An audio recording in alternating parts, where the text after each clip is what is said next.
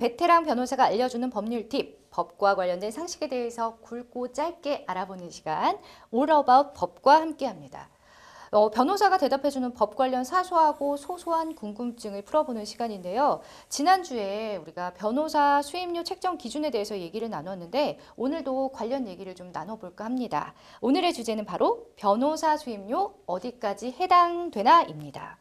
변호사님, 이게 사실은 조금 민감하고 조심스러울 수밖에 없는 부분이거든요. 근데 그만큼 많은 분들이 궁금해하실 것 같긴 합니다. 실제로 변호 맡기 전에 수임료 때문에 좀 곤란한 상황 은근 많으실 것 같거든요. 어때요? 그런 부분은 어쩔 수가 없죠. 그러니까 왜냐하면 기본적으로 조금 이제 일반 시청자분들이나 의뢰인들 분들께서 오해하시는 부분은 뭐냐면 변호사와 그 의뢰인의 관계거든요. 변호사랑 의뢰인의 관계는 기본적으로는 위임 관계에 해당하거든요.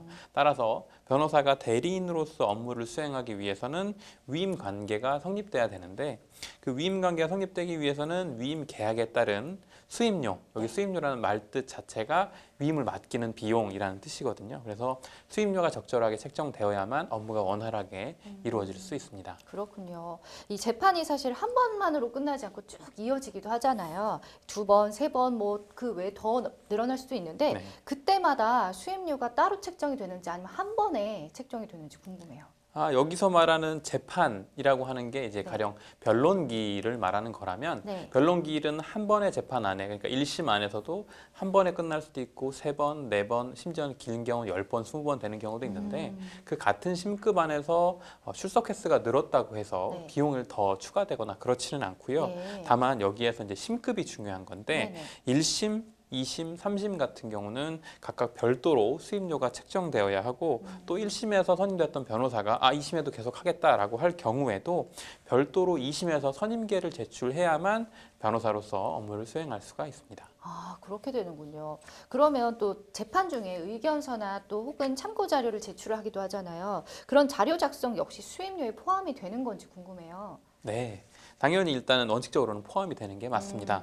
그 위임 계약을 어떻게 체결했느냐에 따라서 구체적으로 조금씩 다를 수는 있지만 일반적인 기준으로 보면 하나의 심급 안에서는 준비서면, 제가 아까 말씀드렸던 변론기일 전에 내는 준비서면이나 혹은 뭐 의견서나 참고서면이나 이런 서면을 작성하는 비용이 모두 하나의 심급의 위임 비용 안에 포함되어 있다고 보는 게 맞고요. 따라서 별도의 서면을 작성하거나 별도로 서면을 제출했다고 해서 별도의 비용이 발생하지 않는 게 원칙입니다. 그렇다면 이 보통 변호사와 의뢰인이 수임료를 결정하고 나서 추가로 수임료가 붙는 경우는 어떨 때인지 이런 경우도 있긴 있죠.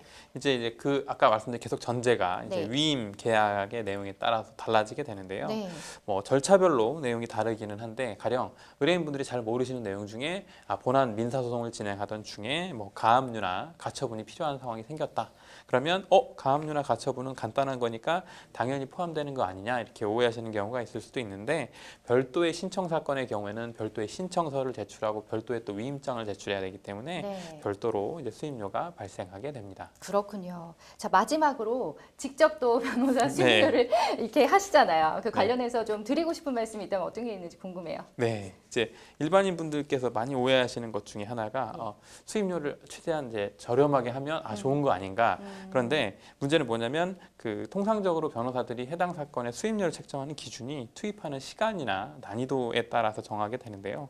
마냥 수임료를 낮게 책정하는 게 의뢰인 입장에서 유리한 것은 아닌 게 변호사가 수행하는 다른 사건 그리고 이 사건에 투입하는 시간이 정해지기 때문입니다. 따라서 적정한 수임료로 전문성을 갖춘 변호사와 계약을 체결해서 진행하시는 게 그 해당 사건에서 의뢰인이 원하시는 결과를 얻을 수 있는 가장 좋은 방법이라고 생각합니다. 변호사 수임할 일이 있다면 참고하시면 좋을 것 같아요. 자, 저희가 이제 수임료에 대해서 알아보았지만 저희 생생법률쇼의 법률 상담은 무료로 진행이 되고 있습니다. 방송 보시다 궁금한 점이 있으시면 지금이 바로 기회예요. 수화기 드시고요. 02-557-8295번 방송 중에도 계속 열어놓고 있을 테니까 언제든지 연락 주시기 바랍니다.